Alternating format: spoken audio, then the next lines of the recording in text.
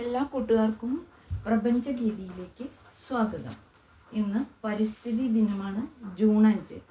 അപ്പോൾ എല്ലാ സ്ഥലങ്ങളിലും പരിസ്ഥിതി ദിനം, പ്രകൃതി സംരക്ഷണം എന്നൊക്കെ പറഞ്ഞ് ഒരു മരം കൊണ്ടുപോയി നടും, എന്നിട്ട് ഇങ്ങോട്ട് പോരും.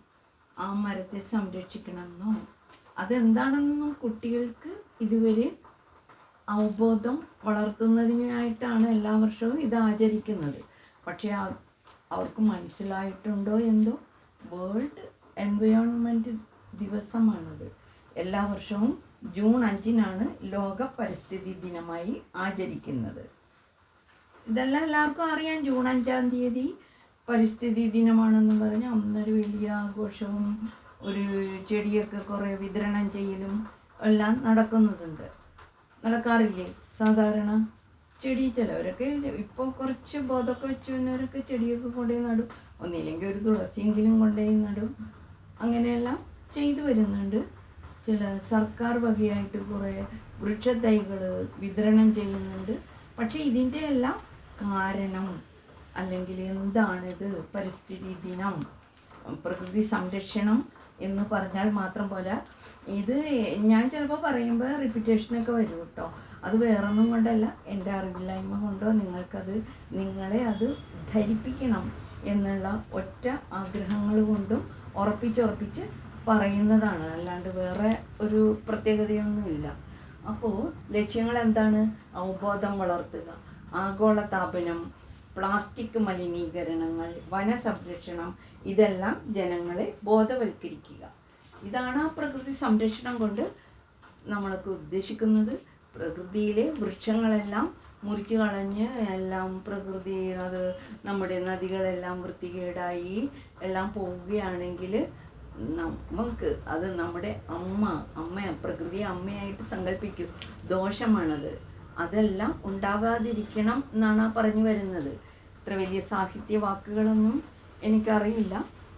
അതുപോലെ തന്നെ ഈ പടങ്ങളിടുന്നതാണെങ്കിലും എനിക്ക് പറ്റുന്ന പോലെയൊക്കെ ഇടാൻ പറ്റുള്ളൂ. അത് വെട്ടിമുറിച്ച് അങ്ങനെയൊന്നും എനിക്കറിയില്ല കേട്ടോ. അപ്പോൾ നിങ്ങൾക്കിത് മനസ്സിലാക്കണം എന്നുള്ള ഉദ്ദേശം മാത്രമേ എനിക്കുള്ളൂ. അത് ഇഷ്ടമുള്ളവരൊക്കെ കാണുക. ചിലവർക്ക് ഇൻട്രസ്റ്റ് ആയിരിക്കും, അവരത് ശ്രദ്ധിക്കും. അല്ലാത്തവരത് സ്കിപ്പ് ചെയ്തു പോകും. അതിലൊന്നും ആരെയും കുറ്റം പറഞ്ഞിട്ട് കാര്യമില്ല. ഓരോരുത്തർക്കും ഓരോ ഇൻട്രസ്റ്റ് ആണല്ലോ. ചിരിക്കണം, കളിക്കണം, തമാശ കാണണം എന്നൊക്കെ ആയിരിക്കും. ഇതൊക്കെ ഇത്തിരി സീരിയസ് ആയിട്ടുള്ള വിഷയങ്ങളാകുമ്പോഴത്തേക്കും ആർക്കും താല്പര്യം ഉണ്ടാവാൻ സാധ്യതയില്ല. അപ്പോൾ അറിയാൻ ആഗ്രഹമുള്ളവർ ശ്രദ്ധിക്കുക.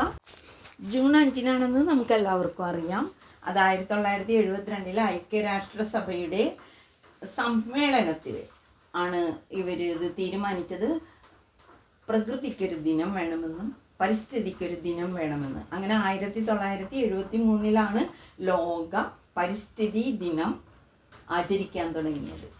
അതിപ്പോൾ ചില കുട്ടികൾക്കൊക്കെ മാത്രമേ ഇഷ്ടമുണ്ടാകുള്ളൂ. എന്തുകൊണ്ടെന്നാൽ അവർക്കത് പഠിക്കാനുള്ളത് കൊണ്ടാണ്.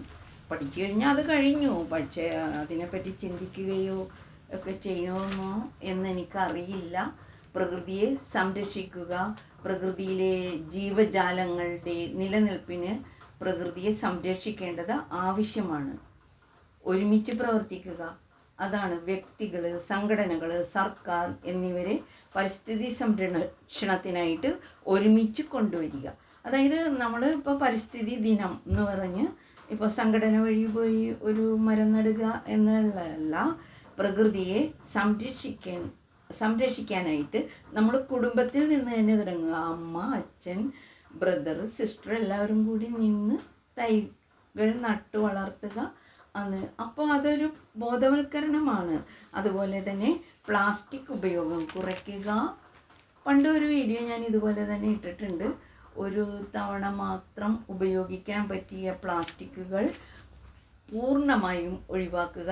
ഇതെല്ലാം എപ്പോഴും പറഞ്ഞു വരുന്നതാണ്. പക്ഷേ പ്ലാസ്റ്റിക്കിൻ്റെ ഉപയോഗം കൂടിക്കൊണ്ടേയിരിക്കുന്നു. ഊർജം ലാഭിക്കണം. ആവശ്യമില്ലാതെ ലൈറ്റ് ഇടുക, ഫാനൊക്കെ ഇട്ട് കറങ്ങിക്കൊണ്ടൊക്കെ. ഇപ്പോൾ ഓഫീസിലൊക്കെ ആണെങ്കിൽ തന്നെ ഫാനൊക്കെ ഇട്ടിട്ട് അങ്ങോട്ട് പോകും. എന്താ ഓഫീസിലാണല്ലോ ശമ്പളമൊക്കെ കറക്റ്റായിട്ട് കിട്ടും. പിന്നെ അതൊക്കെ ആരെങ്കിലും ചെയ്യണമെങ്കിൽ ചെയ്തോട്ടെ, അല്ലെങ്കിൽ പ്യൂണിൻ്റെ ആരുടെയെങ്കിലൊക്കെ പണിയായിരിക്കും എന്നൊക്കെ വിചാരിച്ചിട്ടാണ് അങ്ങോട്ട് പോകുന്നത്. നമ്മുടെ ആവശ്യം കഴിയുമ്പോൾ ലൈറ്റും ഫാനും എല്ലാം ഓഫാക്കിയിട്ട് പോകുന്നത് നന്നായിരിക്കും. ചിലർ വീടുകളിൽ തന്നെ അങ്ങനെയാണ്, ഫാന് കറങ്ങിക്കൊണ്ടേയിരിക്കും, ലൈറ്റ് ഇട്ടുകൊണ്ടേയിരിക്കും. ഇതെല്ലാം പതിവാണ്. അതിൽ പറഞ്ഞു തരാതെ തന്നെ നിങ്ങൾക്ക് അറിയേണ്ടതാണ്, എങ്കിലും പറയുന്നു. ഇപ്പോൾ പ്രകൃതി സംരക്ഷണത്തോടനുബന്ധിച്ച് പറയുകയാണ് ഇതെല്ലാം. നിങ്ങളതെല്ലാം ഞാൻ പറയാതെ തന്നെ അറിയുന്ന കാര്യമാണ്. നമ്മുടെ കുടുംബം, നമ്മുടെ പരിസ്ഥിതി, നമ്മുടെ ഭാവി. പ്രകൃതി സംരക്ഷണം ഭാവി തലമുറയ്ക്ക് വളരെ ആവശ്യമാണ്. നമുക്കും ആവശ്യം തന്നെ.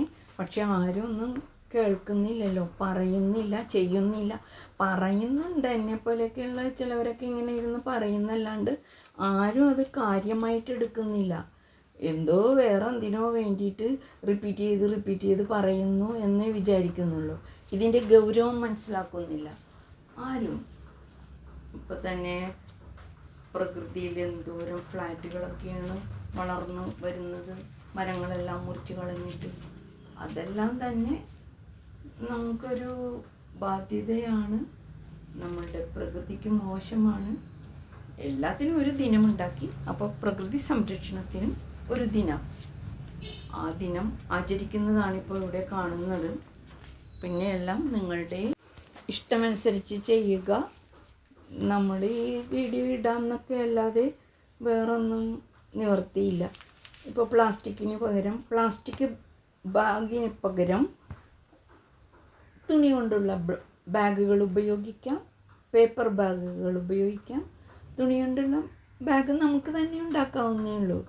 വലിയ ഫാൻസി ആയിട്ടുള്ളതൊന്നും ഉണ്ടാക്കണമെന്നില്ല. എത്രയോ എന്തൊക്കെ ഇതുപോലെയൊക്കെ ഉണ്ടാക്കിയാൽ മതി. സാധനങ്ങളൊക്കെ മേടിക്കാൻ പോകാനായിട്ട് കയ്യിലൊരു ബാഗ് ഇരിക്കുന്നത് നല്ലതാണ്. അപ്പം നമുക്ക് എന്തെങ്കിലുമൊക്കെ മേടിച്ചുകൊണ്ട് വരാമല്ലോ. പിന്നെ കഴുകി ഉപയോഗിച്ചാലും മതി. കണ്ടോ? പക്ഷേ ഇതൊന്നും മിക്കവർക്കും ഇഷ്ടവുമില്ല.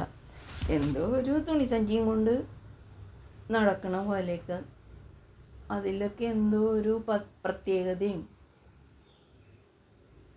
ഒരു ഫാഷൻ ഇല്ലായ്മ എല്ലാം കാണുന്നു. പക്ഷെ ഇതെല്ലാം അറിവുള്ളവർ പോലും ചെയ്യുന്നത് കുറവാണ് കേട്ടോ. അപ്പോൾ നിങ്ങളെല്ലാം നിങ്ങളുടെ ഇഷ്ടമനുസരിച്ച് ചെയ്യുക. അപ്പോൾ വീഡിയോ നിർത്തട്ടെ. കുത്തുകൈയോടെ ലക്ഷ്മി ശിവ്. വീഡിയോ കണ്ടതിന് നന്ദിയുണ്ട്. വീണ്ടും ഒരു നല്ല വീഡിയോ ആയിട്ട് വരാം.